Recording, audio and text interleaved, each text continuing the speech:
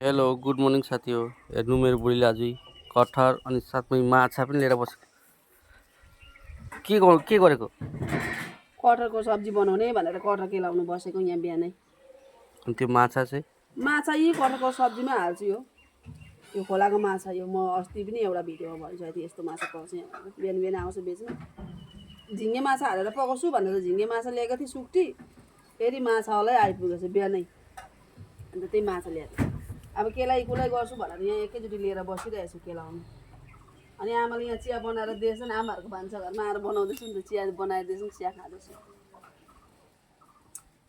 कत्रो ठुलो गिलासमा चिया खाएको भन्नुहुन्छ होला साथी हो। जेमा पाउँछ त्यहीमा खान्छु म त, कपमा म त चिया चाहिँदैन।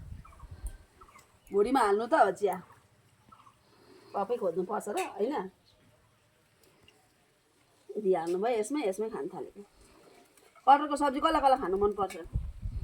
मलाई त कटहरको सब्जी पुरा मनपर्छ। माछा हालेर पकाएर बनायो भने यति मिठो हुन्छ। अहिले फेरि यो कलिलो कटहर नि यति दामी हुन्छ। यहाँ हेर्नु न कलिलो चाहिँ, कस्तो कलिलो कटहर चाहिँ, कस्तो मासु जस्तै हुन्छ यो कटहर।